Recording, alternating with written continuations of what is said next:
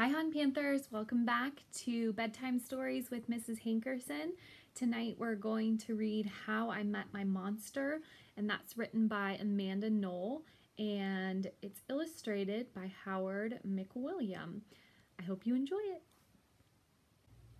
One night when I reached under the bed for my truck, I found this note instead. Monsters, meet here for final test. Z. Ha! My parents were obviously trying to trick me into staying in bed. I didn't believe in monsters. So I crumpled the paper, grabbed my truck, and zipped over to my garage. I heard some creaking and rumbling, but I wasn't scared. Our house always made noises at night. But then a voice under the bed scolded, "Stop that stomach rumbling! The child will hear you." Voices? Stomach rumbling? If this was part of my parents' trick, it was pretty cool. I peered into the inky blackness. 5 pairs of eyes blinked back. "See, now he knows you're here," the voice sighed. "One of you has broken monster rule number 1. Maintain the element of surprise." This is no trick, I thought. There are monsters under my bed. A long-necked yellow monster slid out, followed by 4 little monsters. Rule number 2, the yellow one instructed, never block the bed. All of you, scoot over. Hey, I realized, that one must be their teacher. I sat up straight, mesmerized by the monster parade shuffling across my bedroom. That's better, the teacher monster said. Access to the bed is clear. Now, who knows rule number 3? The purple monster teetered on his tiptoes and gurgled, "Get the child into bed." "That's correct, Genghis." "And how would you do that?" "Well, Mr. Z, I would roar my scariest roar." "All right, give it a go." Genghis took a deep breath, opened his mouth, and let out a tiny blurp. Stomach rumbling would have been a better chance of getting me into bed than that funny little noise. I laughed. "This child is right," said Mr. Z, shaking his head. "That was not sufficiently scary. Genghis, I'm sorry. You are not the best monster for this child." There was some creaking as Genghis slunk beneath the bed. Before I could investigate where Genghis had gone, Mr. Z asked, "Now, who wants to try to get the child into bed?" The orange monster looked at the ceiling and the red monster looked at the floor. Only the green one looked at me. First, he stared at my toes and started drooling. Then he took a step toward me, and I heard that rumbling noise again. I sprang into bed so he couldn't get my feet. Mr. Z blinked. "Very unconventional, Gabe. Your stomach gurgles seem to be what this child needs." What I needed was to make sure this little Gabe monster didn't eat my toes. "Right, you 3. The child is now in bed," said Mr. Z. "As every monster knows, the ultimate objective is rule number 4. Who can tell me what that is?" The orange monster bounced and squeaked.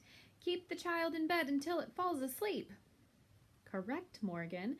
And how would you accomplish that?"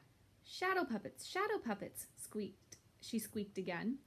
Gabe whistled through his nose, and I snickered, but Mr. Z said, "Interesting idea. Try it." Morgan hopped onto my night table and flailed her arms near my lamp. Silly shadows blobbed onto the wall, and a cloud of fluffy fur tickled my nose. Achoo! "Morgan, stop at once," Mr. Z ordered. "You're supposed to scare him, not make him sneeze." "I'm sorry, but you are not a match either." Morgan's arms flopped to her sides, and she scuttered under my bed. There was some more creaking, and Morgan was gone. After all that sneezing, I really needed a tissue. Suddenly, a huge shadow of uncut claws loomed across my room. Awesome, I thought, and kind of scary. I froze in place. I tiptoed past the closet and peeked out the door. So far, so good. No monsters. Then I stepped over the squeaky stair and sneaked down to the kitchen. As I reached into the pantry, I heard some chattering behind me. I sure hoped it wasn't that toe-loving Gabe. I yanked open the fridge. It wasn't Gabe. It was just the red monster shivering on the shelf. Found you, I laughed. Nice try, Abigail, said Mr. Z, but this isn't working. You're not the right monster for this child. But Mr. Z, she whined, it's not my fault he's not scared of me. I'm sorry, Abigail. Let's go. Abigail clomped behind Mr. Z. When I heard the creaking, I knew she was gone. I grabbed some crackers and headed upstairs, wondering if Gabe was gone too.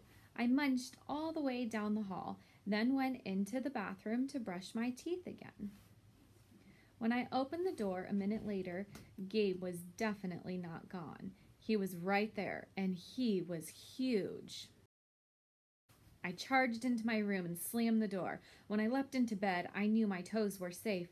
Phew! I wasn't surprised to hear breathing under my bed, ragged breathing, and stomach rumbling. Hey, kid, Gabe growled. Good to see ya. I pulled my covers up tight. Now, if you don't mind, I'd like to start the evening with an ominous puddle of drool.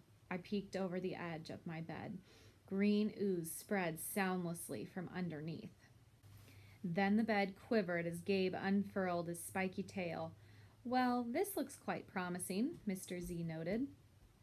When I heard some more creaking, I knew Mr. Z was gone. I was alone, with Gabe. Gabe loomed over my bed and began sharpening his uncut claws on my bedposts. How'd you get so big? I gasped. Rule number 5, my friend, he explained. People food makes monsters grow, so thanks for the crackers. Got any toes I can munch? I scrunched in my feet so Gabe couldn't get them. This was way better than playing with trucks. No toes tonight, but you can have this, I offered, tossing a stuffed monster off the bed. Gabe dove for it. His soft, comforting snorts filled the room as he snuffled the toy. I shivered. Kid, I think this is the beginning of a beautiful friendship. No other monster can scare me like you, I giggled. Gabe was the monster for me. His snorts and ooze were perfect. I yawned, then shivered again. I was asleep in no time. The end. I hope you guys have a great weekend, and we'll see you on Monday.